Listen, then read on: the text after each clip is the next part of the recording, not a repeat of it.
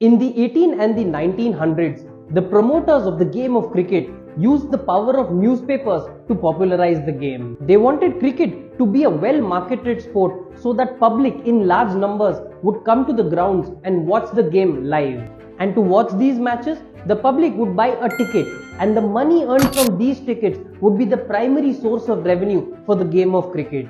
Newspaper journalists wrote articles about the performances on field, took interviews with players and printed them. The primary objective was to glorify the sportsmen and the sport in order to draw attention towards the game. And the objective remained the same until the 2000s arrived.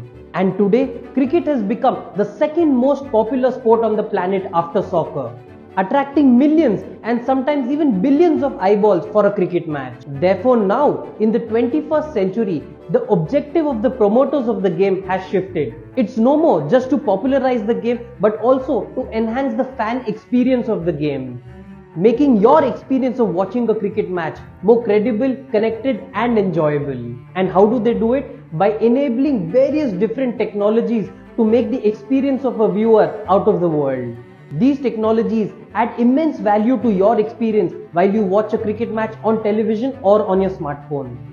Hello friends, my name is Divyang Jain, and in this video we're going to learn about the various companies that provide their updated technologies to broadcasters and promoters of cricket that makes the fan hooked to their screens while they watch their favorite cricket matches. The first ever radio commentary for a cricket match happened in the year 1922 in Australia, and the first ever television broadcasting of a cricket game happened 16 years later in the year 1938.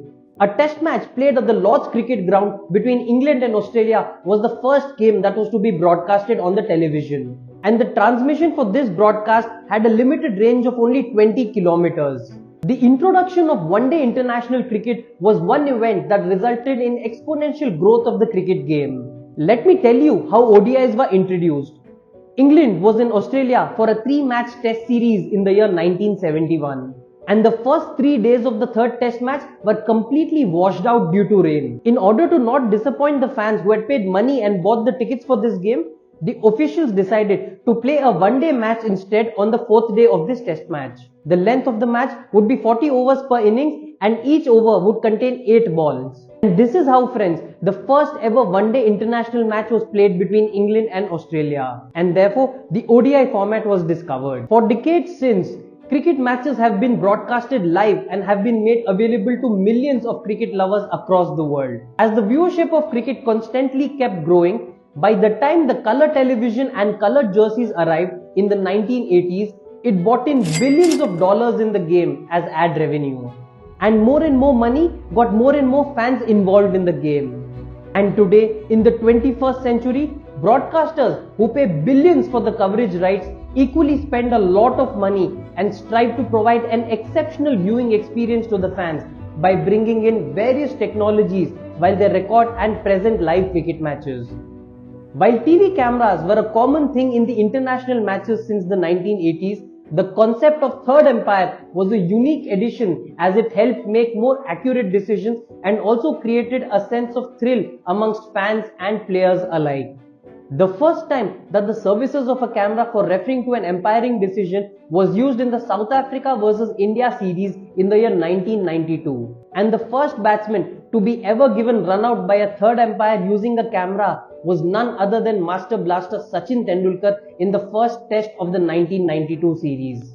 Now let's talk about the stump mic. The stump mic was a very useful addition to the game of cricket. It was first introduced by a name called Kerry Parker in the 1970s. At first, it was primarily just for the entertainment value of the game. Television audiences would love to hear the rattling sound of wickets. That's what Kerry Parker said. Later on, this mic served two very important purposes. Firstly, the sound would help the umpires understand if the ball hit the bat or not during an LBW decision. And the second most important purpose was that it prevented players from using foul language or sledging other players, as now everything spoken by the batsman was recorded by the stump mic.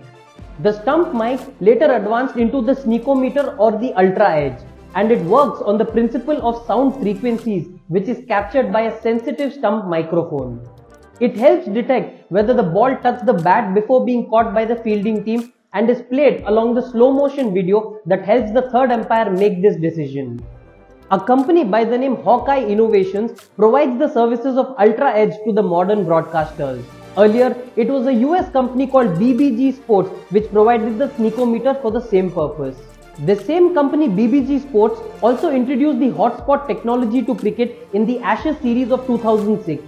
It used two infrared cameras placed on the opposite sides of the ground near the side screen with a clear view of the batsman. And whenever the ball would hit any equipment of the batsman, it created a localized heat spot due to the friction between the objects in the region. And this was displayed with a white spot on the infrared image. Based on this analysis, the third umpire could make a verdict, out or not out. But just few years into the service, this technology came under severe scrutiny due to multiple bad decisions. It was discovered that the use of any kind of tape on the bat hinders the accuracy of this technology. Even the Hotspots founder, Warren Brennan, admitted this. He instead suggested that the batters stop putting tapes on the bats, something that was not possible since batters have been using tapes such as fiber tape for ages to protect bats from being damaged. Therefore, due to high inaccuracy as well as the cost of the technology being super high, this technology was discontinued. Now, let's talk about one of the most useful technologies used in the game of cricket, the ball tracking. It was invented by a company called Hawkeye Innovations, which uses 6 cameras placed in specific parts of the ground. These cameras cover the entire trajectory of the ball from the bowler's hand until the ball reaches the batter.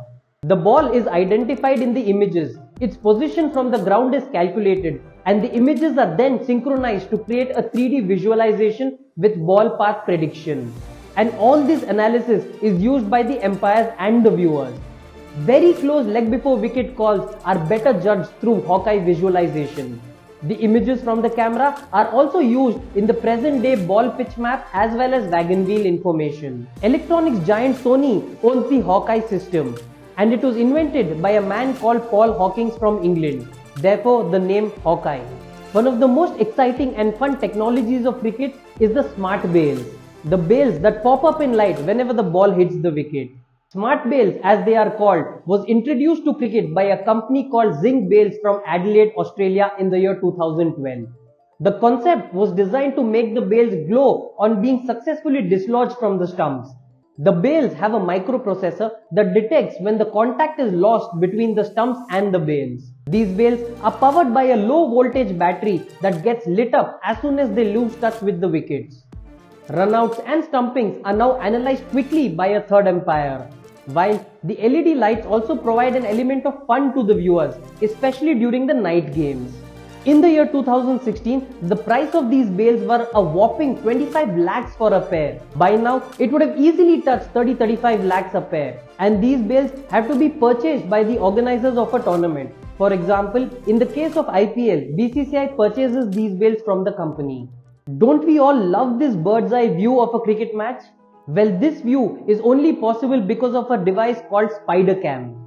And the SpiderCam is designed by a company called Spider GmbH, which is from Austria. They use a camera that can move in all directions, which allow the bird's eye view for the game and in angles that were never witnessed through regular broadcasting cameras. The camera is suspended from cables and operated through a motor positioned in the 4 roofs of the stadium. A SpiderCam pilot operates the camera throughout the match, trying to provide us the best views of the game without interrupting any of the live action. With SpiderCam, even the normal routines like a bowler's run-up, batsmen taking guard, fielders aligning to the positions, etc. are spiced up for audiences viewing and commentary discussions. Apart from the hardware innovations that provide us amazing viewing angles and in-depth analysis of the game, software and graphic innovations have been the underlying hero of any production of a cricket match. 3D graphics and animations have added fun quotient to the way data and score can be analyzed and presented to the audiences. There are quite a few companies that operate in both the analytics and the graphics space for cricket. All these technologies are sold as a service to the broadcasters and the promoters of cricket. And these technologies cost upwards of tens of thousands of dollars for each match or each day. Yet, the broadcasters, the organizers are more than happy to pay for these technologies, as in return, they keep us, the spectators of the game, hooked to our screens. And due to this behavior, Billions of dollars of ad revenue can be generated by these broadcasters. Let me know in the comments how you like this video. If there are any more such topics that you would like to learn about, please share it with us. If you haven't yet subscribed to our channel, I request you, please subscribe right now. I'll continue to bring such amazing videos only for you. Until next time, thank you.